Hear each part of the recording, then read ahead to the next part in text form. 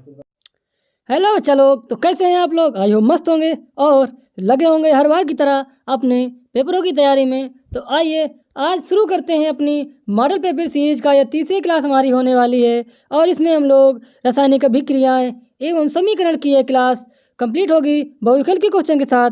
Next class में हम लोग अपने उनसे विस्तृत क्वेश्चन यानी कि लॉन्ग टाइप क्वेश्चन करेंगे। तो आइए शुरू करते हैं आज हम लोग बहुविकल्पी क्वेश्चन सीरीज, जिसमें हम लोग लगभग 22 क्वेश्चन करने वाले हैं। तो आइए शुरू करते हैं।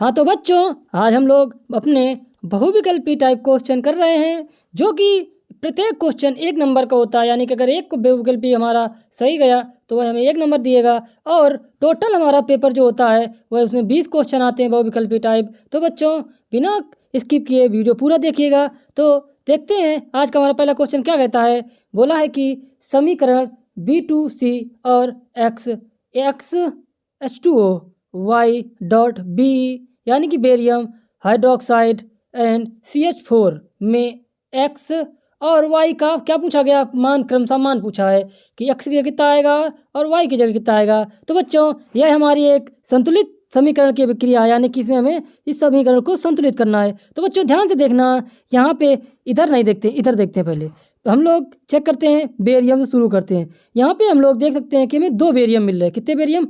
यहाँ पे 2 बेरियम मिल रहे हैं, पर यहाँ पे हमें एक ही बेरियम दिख रहा है। कितना दिख रहा है? 1 दिख रहा है। यानी कि इसकी जगह हम 2 लिखेंगे। क्या लिखेंगे बच्चों?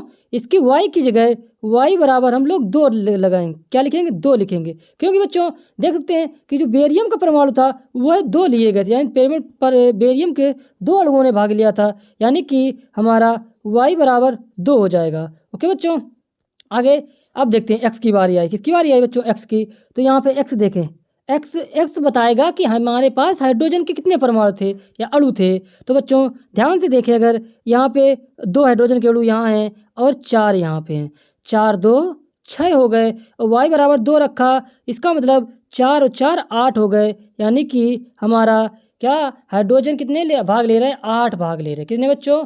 हाइड्रोजन हमारे जो हैं इसमें अभिक्रिया में 8 होने चाहिए। कितने होने चाहिए? पर यहाँ पे हमें देखेंगे ध्यान से तो 4 2 6 दिख रहे हैं, यानी कि 2 और आवश्यकता है। इस हिसाब से अगर हम यहाँ पे 4 लिख दें, यानी कि x बराबर बच्चों हम अगर 4 लिखें तो ध्यान से देखना, 4 लिखेंगे, 4 को गुणा 2 8, 4 दूनी 8, 2 यहाँ लिखेंगे 4 4 8। यानी कि हमारा इसमें आंसर नंबर जो राइट होगा 4 और 2, यानी कि x का मान 4 आएगा और y का मान 2 आएगा बच्चों।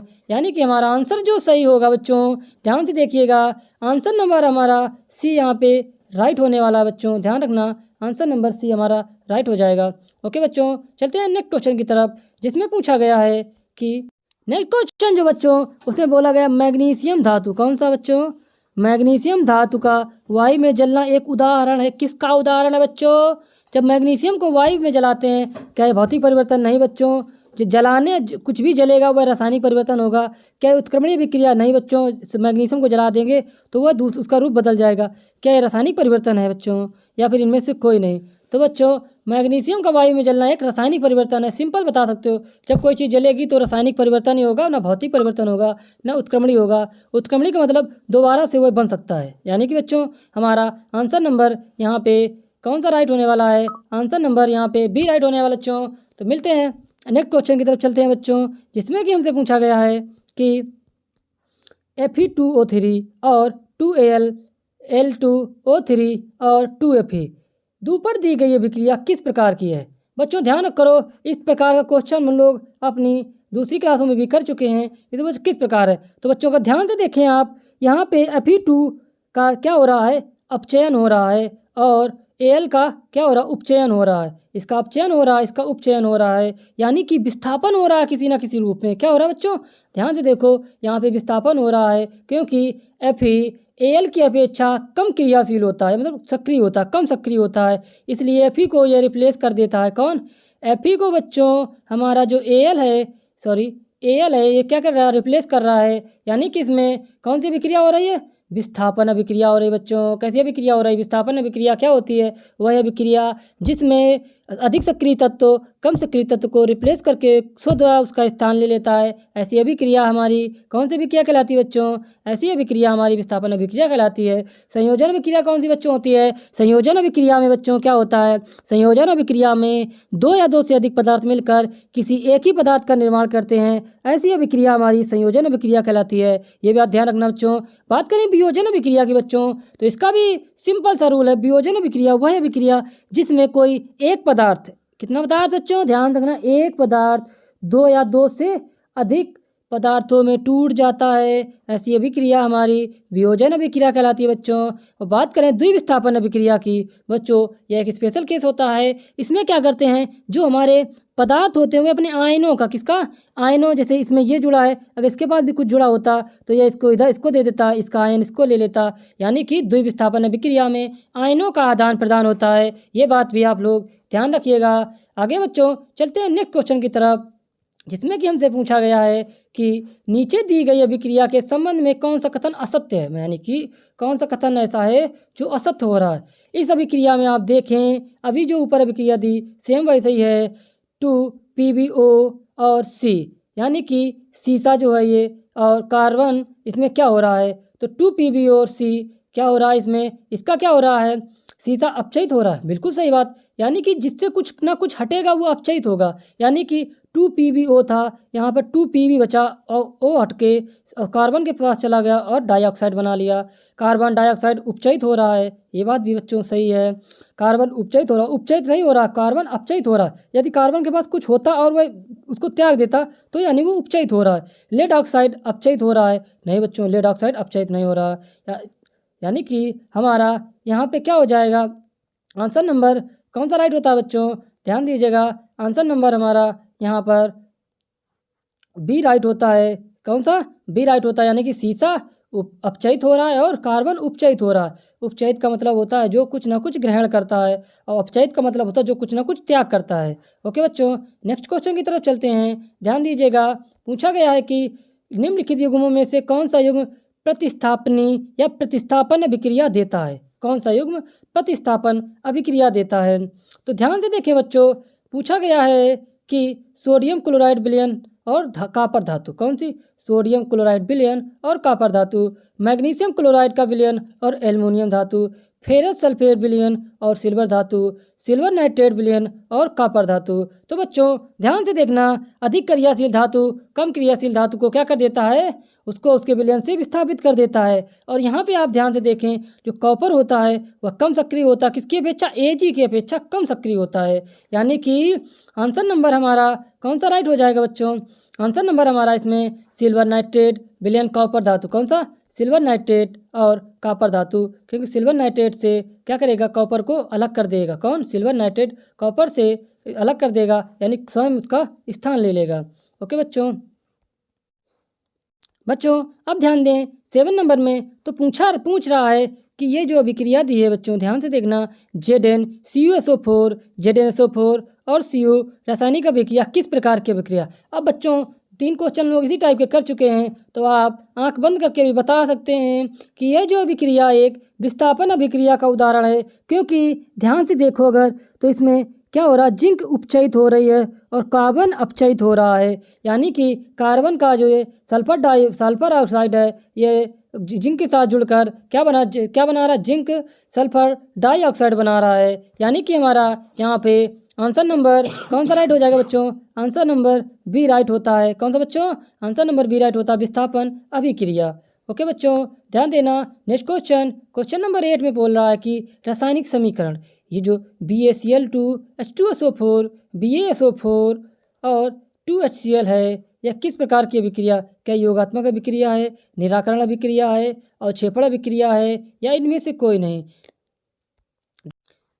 तो इसमें बोल रहा है कि ये जो अभिक्रिया दी है किस प्रकार की अभिक्रिया है, आप इसे क्या समझ रहे हैं, क्या इसमें किसी का योग हो रहा है। योग होना का मतलब होता है जब कोई दो पदार्थ जुड़कर एक पदार्थ बन जाते हैं, निराकरण हो रहा है, अवक्षेपण हो रहा है। बच्चों तो ध्यान से देखें, अगर ये जो हमारा अवक्षेपण है यह एक द्विविस्थापन अभिक्रिया का, किसका बच्चों, द्विविस्थापन जो अभिक्रिया होती है उसी का एक दूसरा रूप है। किसका रूप? द्विविस्थापन अभिक्रिया का ही एक दूसरा रूप है। यानी कि यह किस प्रकार का? अवक्षेपण अभिक्रिया में आयनों का आदान प्रदान होता है। देख सकते हैं यहाँ Cl2 किसके साथ जा रहा है? H के साथ जा रहा है। SO4 बेरियम के साथ जा रहा है। इस प्रकार हम कह सकते हैं कि इसमें अवक्षेपण अभिक्रिया हो रही है, यानी कि द्विविस्थापन अभिक्रिया हो रही है। ओके बच्चों, यानी कि हमारा आंसर नंबर यहाँ पे सी राइट होता है। ओके बच्चों, चलते हैं नेक्स्ट क्वेश्चन की तरफ, जिसमें पूछा गया है हमसे। बच्चों अब ध्यान देखें, अगर क्वेश्चन पूछ रहा है 3 बीकर दिए गए A B C, ये प्रत्येक कितने 25 मिलीमीटर जल लिया गया, प्रत्येक में 25 मिलीमीटर जल लिया गया। A B C बीकर में क्रमशः NaOH निर्जल और CuSO4 तथा NaCl की कुछ मात्रा मिलाई गई। यह देखा गया कि बीकर A B के विलयनों के ताप में वृद्धि हुई, जबकि बीकर C के विलयन का तापमान कम हो गया। निम्न में कौन सा कथन सत्य है? तो बच्चों बीकर ए बी से ऊष्माक्षेपीय अभिक्रियाएं हुई। कौन सी अभिक्रियाएं? ऊष्माक्षेपीय अभिक्रियाएं हुई, यानी कि उसमें क्या हो रहा है? ऊष्मा का उत्सर्जन हो रहा है। बीकर ए बी में ऊष्मा शोषी अभिक्रिया हुई। कौन सी अभिक्रिया हुई? ए बी में ऊष्मा शोषी अभिक्रिया हुई, यानी कि ऊष्मा का क्या हुआ? अवशोषण हुआ।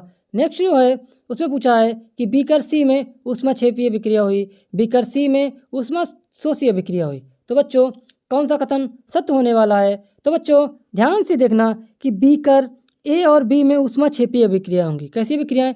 जो इसमें है ऊष्माक्षेपीय अभिक्रिया, यानी कि ऊष्मा का उत्सर्जन जब हुआ तभी इसका तापमान क्या हो गया? बढ़ गया। यानी कि एक तो हमारा आंसर नंबर कौन सा राइट होता है? ए नंबर राइट होता है।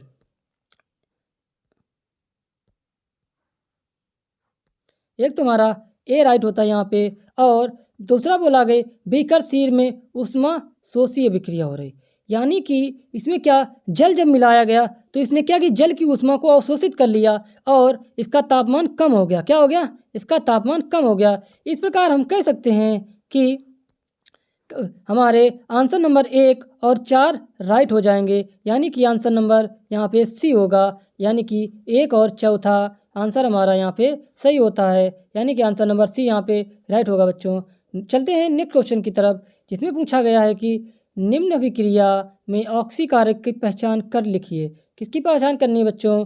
ऑक्सीकारक की पहचान करनी है। ऑक्सीकारक का मतलब होता है जो ऑक्सीजन का उत्सर्जन करे। बच्चों किसका? ऑक्सीजन को उत्सर्जन करे। तो बच्चों सिंपल देख सकते हैं कि इसमें आप MnO2 और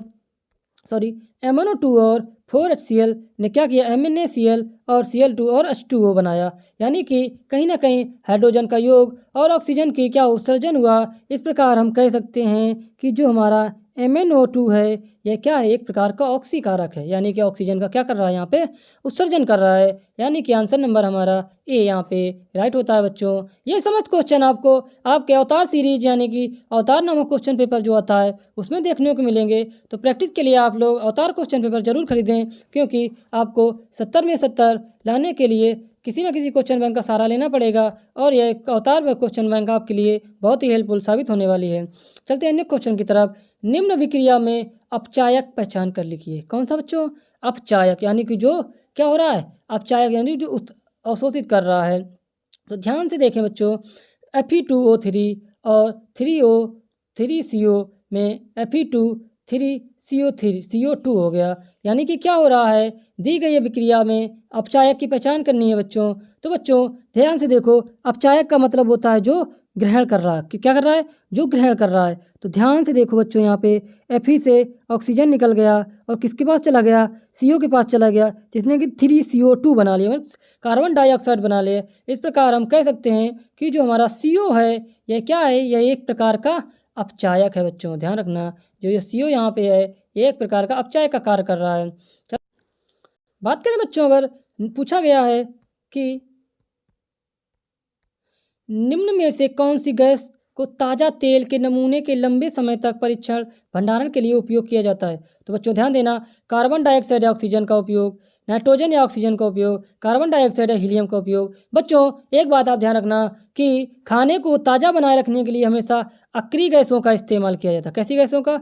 जो बच्चों अक्रिय गैसें होती हैं, यानी कि जिनका अष्टक पूरा हुआ होता है, वह किसी से अभिक्रिया नहीं करती हैं। यानी कि यहाँ पे हम देखें, अगर हीलियम और नाइट्रोजन 2 ऐसी गैसें हैं जो किसी से क्रिया नहीं करती हैं, और इन्हीं का उपयोग क्या खाने का भंडारण के लिए उपयोग किया जाता है।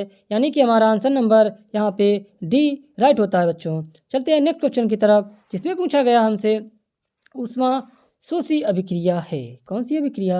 ऊष्मा शोषी अभिक्रिया। ऊष्मा शोषी अभिक्रिया यानी कि जो ऊष्मा का अवशोषण करे। क्या करे बच्चों? ऊष्मा का अवशोषण करेगा, वही हमारी ऊष्मा शोषी अभिक्रिया होगी। तो ध्यान से देखो बच्चों, यहाँ पे क्या हो रहा है। तो पहली का अभिक्रिया देखें बच्चों ध्यान से, NO2O2 N2O2 यानी कि क्या बन गया? नाइट्रो ऑक्साइड बन गया, नाइट्रोजन ऑक्साइड। दूसरा हमारा H2L2 H2I2 है, क्या बन गया? हाइड्रोजन आयोडाइड बन गया। तीसरा हमारा CO2 है, यानी कि कार्बन डाइऑक्साइड बन गया। और चौथा इसमें क्या है? SO+O2 यानी कि SO2 है।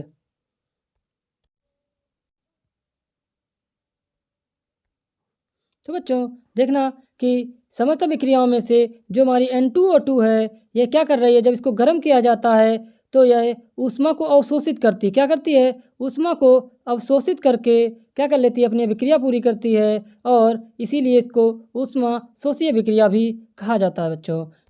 चलते हैं, अब बात करें, अगर पूछा है कि बेरियम क्लोराइड अमोनियम सल्फेट से अभिक्रिया करके बेरियम सल्फेट और अमोनियम क्लोराइड निर्मित करता है, यह अभिक्रिया निम्न में से किस प्रकार की है? ध्यान से देखो बच्चों, क्या है? बेरियम क्लोराइड अमोनियम सल्फेट से अभिक्रिया करके, बेरियम क्लोराइड अमोनियम सल्फेट से अभिक्रिया करके बेरियम सल्फेट और अमोनियम क्लोराइड, यानी कि इसका क्लोराइड किसके साथ जा रहा है? अमोनियम के साथ जा रहा है, और इसका सल्फेट बेरियम के साथ आ रहा है। यानी कि आयनों का आयना क्या हो रहा है? आदान प्रदान हो रहा है। तो इसमें विस्थापन अभिक्रिया नहीं होगी, ना ही संयोजन अभिक्रिया होगी, क्योंकि इसमें क्या हो रहा है? दो पदार्थ मिलकर दो पदार्थों का निर्माण कर रहे हैं। और क्षेपण और द्विविस्थापन अभिक्रिया, ये दोनों एक ही अभिक्रिया के दो पहलू हैं। तो यहाँ पे हमारा आंसर 2 भी राइट होगा, और आंसर चौथा भी राइट होगा। यानी कि हमारा यहाँ पे आंसर नंबर जो ये डी दिया गया है, यह राइट हो जाएगा। और क्षेपण अभिक्रिया भी इसको कहते हैं, और द्विविस्थापन अभिक्रिया भी इसी को बोला जाता है बच्चों। तो हम लोग इसमें अपना आंसर नंबर कौन सा राइट करने वाले हैं? आंसर नंबर बच्चों यहाँ पे डी राइट करने वाले हैं, ये वाला। ओके बच्चों, चलते हैं नेक्स्ट क्वेश्चन की। अब बच्चों इस क्वेश्चन की बात करें, जिसमें पूछ रहा है कि निम्न समीकरण के लिए जल जो है किसका कार्य कर रहा है। यानी कि जो ये हमें 4H2O दिया है, ये इस अभिक्रिया में किसका कार्य कर रहा है। तो बच्चों ध्यान से देखना, पहली बात तो ये हमारी विस्थापन अभिक्रिया हो जाएगी। कौन सी अभिक्रिया हो जाएगी? लेकिन हमसे ये विस्थापन अभिक्रिया नहीं पूछी गई है। हमसे पूछा गया है जो H2O है, ये किसका कार्य कर रहा है। तो बच्चों ध्यान से अगर हम देखें, तो इसमें जो H2O का, जब इसमें उत्पाद में देखते हैं, तो H2O का क्या हो रहा है? यहाँ पे ऑक्सीकारक यानी कि उपचायक हो रहा। क्या हो रहा? उपचायक का कार्य कर रहा है, यानी कि इसका विलय हो रहा है किसके साथ? Fe के साथ। यानी कि ये जो Fe है, ये ऑक्सीजन से क्रिया करके क्या बना रहा है? आयरन ऑक्साइड बना रहा है, और क्या हाइड्रोजन को मुक्त कर रहा है। हाइड्रोजन गैस क्या कर रहा है? मुक्त कर रहा है। यानी कि यहाँ पे बोल सकते हैं जो हाइड्रोजन है वह उपचायक का कार्य कर रहा है। किसका कार्य कर रहा है बच्चों? उपचायक का कार्य कर रहा है। इसको अभिक्रिया की सहायता से देखें अगर, तो ध्यान से देखना बच्चों कि मान लीजिए 2FeS और 4H2O को अभिक्रिया कराई गई, तो देखना क्या मिला? Fe3O4 मिला। क्या मिला? Fe3O4 मिला, और हाइड्रोजन गैस क्या हो गई? मुक्त हो गई, यानी कि हाइड्रोजन गैस निकली। इस प्रकार हम देख सकते हैं कि यहाँ पे जो ऑक्सीजन का क्या हो रहा है? अपचयन हो रहा है। क्या हो रहा है? जिसका अपचयन होता है वही उपचाय का कार्य करता है। और आयरन का क्या हो रहा है? आयरन का उपचयन हो रहा है, यानी कि आयरन का ऑक्साइड बन रहा है, यानी कि ये एक प्रकार क्या है? ऑक्सीकारक है। और इसमें पूछा गया है किसका कार्य कर रहा है, तो हाइड्रोजन क्या कर रहा है? हाइड्रोजन जो हमारा है वह ऑक्सीकारक का कार्य कर रहा है। अब बच्चों बात करें इस क्वेश्चन की, जिसमें हमसे पूछ रहा है कि ये निम्नलिखित जो कूट दिया है, यानी कि जो कूट दिए गए हैं, इनमें से कौन सा कूट सही होगा। यानी कौन सी अभिक्रिया किसके साथ जाएगी, कौन सी अभिक्रिया किसके साथ जाएगी, यह बताना है। तो ध्यान से देखना बच्चों कि संयोजन अभिक्रिया। कौन सी अभिक्रिया? संयोजन अभिक्रिया की परिभाषा होती है दो पदार्थ मिलकर एक पदार्थ का निर्माण करें। तो यहाँ पे एक पदार्थ हमारा ये दिख रहा है, एक पदार्थ ये दिख रहा है, ये नहीं है क्योंकि तत्व हैं। तत्व नहीं, पदार्थ की बात हो रही है, ये तत्व हैं, हमें पदार्थ देखना है। तो हमारा ए नंबर जाएगा 2 के साथ। किसके साथ जाएगा? 2 के साथ जाएगी। अब बात करें वियोजन अभिक्रिया। वियोजन अभिक्रिया में होता है कि कोई एक पदार्थ मिलकर 2 पदार्थों का निर्माण करे। तो इसमें 2 पदार्थ हैं, इसमें भी 2 हैं, इसमें एक पदार्थ है और 2 पदार्थों का निर्माण कर रहा है, यानी कि ये हमारी वियोजन अभिक्रिया हो गई। अब तीसरा देखें, विस्थापन अभिक्रिया। विस्थापन अभिक्रिया में बच्चों क्या होता है, क्या हो जाता है, कम क्रियाशील तत्व अधिक क्रियाशील तत्व से विस्थापित हो जाता है। यानी कि इसका Fe2CO4 को देखें तो इसने क्या हो गया, कॉपर को विस्थापित कर स्वयं उसका स्थान ले लिया, यानी कि सी का तीसरा ही होगा, यानी कि इसका यही होने वाला। अब बचा उपचयन अभिक्रिया। तो उपचयन अभिक्रिया में होता है कि जब तत्वों का क्या हो जाता है, ऑक्सीजन का क्या होता है, ऑक्सीजन का योग और हाइड्रोजन के अथवा हाइड्रोजन का निष्कासन होता है। तो इसमें तत्व में देख रहे हो, हाइड्रोजन का ऑक्सीजन का क्या हो रहा है, योग हो रहा है, यानी कि ये हमारा जाएगा पहले के साथ। इस प्रकार देख सकते हैं, ए जाएगा दूसरे के साथ, ए दूसरे के साथ, यानी कि ए दूसरे के साथ। नेक्स्ट जो है बी जाएगा किसके के साथ, बी जाएगा तीसरे के साथ, नहीं सॉरी, बी जाएगा चौथे के साथ, बी गया चौथे के साथ, ये राइट हो रहा। विस्थापन अभिक्रिया यानी कि सी जाएगा तीसरे के साथ, तो सी तीसरे के साथ जा रहा है। और अब देखें अगर डी हमारा जा रहा है पहले के साथ, यानी कि डी पहले के साथ जाएगा, और यह आंसर पूरा हमें कूट को संतुष्ट कर रहा है, और इसलिए हमारा आंसर नंबर ए यहाँ पे राइट होता है बच्चों। चलते हैं नेक्स्ट। अब पूछा गया है कि लेड नाइट्रेट का रासायनिक सूत्र। लेड मतलब पीबी, क्या पीबी, नाइट्रेट मतलब नाइट्रोजन के 3 अणु, कितने अणु, नाइट्रेट मतलब हाइड्रोजन के 3 अणु, PbNO3 हो सकता है जहाँ तक, PbNO3O2 ये भी हो सकता है, PbNO2O2 ये नहीं होगा, PbO ये भी नहीं होगा, ये 2 कट गए। अब बचे 2, तो इसमें देखें PbNO2 है, और यहाँ पे हमें नाइट्रोजन के 2 या 3 अणु चाहिए, तो इसमें नाइट्रोजन का एक ही अणु दिख रहा है। लेकिन आंसर नंबर बी में आप ध्यान से देखें तो यहाँ पे हमें नाइट्रोजन के 2 अणु मिले, यानी कि नाइट्रेट बना रहा है, एक नाइट्रोजन 2 नाइट्रेट, तो यानी कि इसमें हमारा आंसर नंबर बी बच्चों यहाँ पे राइट हो जाएगा। कौन सा नंबर, आंसर नंबर बी यहाँ पे बच्चों राइट होता है, 18 का आंसर नंबर बी राइट हो जाएगा। नेक्स्ट क्वेश्चन नंबर 19 में पूछा है कि कार्बन को वायु में जलाने पर कार्बन डाइऑक्साइड गैस बनने का उदाहरण है, किसका उदाहरण है। तो बच्चों कार्बन का जब गैस का बनने का उदाहरण है किसमें, वायु में जलाने पर, किसका उदाहरण है। तो बच्चों ये एक संयोजन अभिक्रिया का उदाहरण है, या विस्थापन अभिक्रिया का उदाहरण है, या द्विविस्थापन अभिक्रिया का उदाहरण है, या वियोजन अभिक्रिया का उदाहरण। तो बच्चों ध्यान रखना, कार्बन को जब जलाया गया तो इससे में ऊष्मा निकली और कार्बन डाइऑक्साइड निकली और ऑक्सीजन मुक्त हो गई, और क्या हो गया, कार्बन मुक्त हो गया, यानी कि यहाँ पे हम संयोजन अभिक्रिया देख रहे हैं। कौन सी अभिक्रिया देख रहे हैं, संयोजन अभिक्रिया देख रहे हैं, यानी कि आंसर नंबर ए राइट होता है। चलते हैं आज के लगभग लास्ट क्वेश्चनों की तरफ, जिसमें पूछा गया है कि जिंक चूर्ण पर तनु सल्फ्यूरिक अम्ल की अभिक्रिया से कौन सी गैस निकलती है। यानी कि जिंक के चूर्ण पर जब तनु सल्फ्यूरिक अम्ल, कौन सा, तनु सल्फ्यूरिक अम्ल यानी कि H2SO4, कौन सा, H2SO4 क्या किया गया, जब डाला गया तो कौन सा अभिक्रिया, कौन सी गैस निकली। तो बच्चों जब डाली जाती है तो उससे हाइड्रोजन गैस निकलती है। कौन सी बच्चे निकलती है, हाइड्रोजन गैस निकलती है। चलते हैं नेक्स्ट क्वेश्चन की तरफ।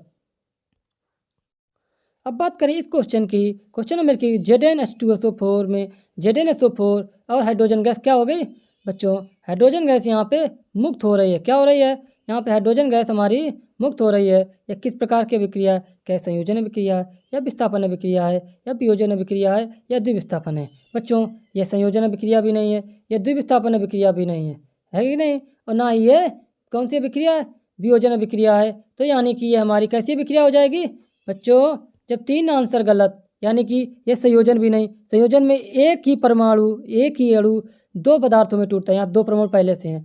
वियोजन अभिक्रिया एक पदार्थ टूटकर 2 में बिखरता है, ये भी नहीं होगा। द्विविस्थापन में आयनों का आदान प्रदान, इसके पास कोई आयन नहीं, इसके पास तो आयन है, इसके पास कोई आयन नहीं, ये भी, यानी कि बेसिक सी बात है। हम अगर 3 को गलत कर देंगे, चौथा हमारा अपने आप ही सही हो जाता है। यह भी क्वेश्चन करने का एक आसान तरीका होता है। तो इसमें हमारा द्विविस्थापन अभिक्रिया ही इस क्वेश्चन का सही आंसर है। चलते हैं नेक्स्ट आंसर की तरफ। आज का हमारा ये लास्ट क्वेश्चन होने वाला बच्चों, तो ध्यान से देखिएगा कि निम्नलिखित अभिक्रिया की किस प्रकार की अभिक्रिया है।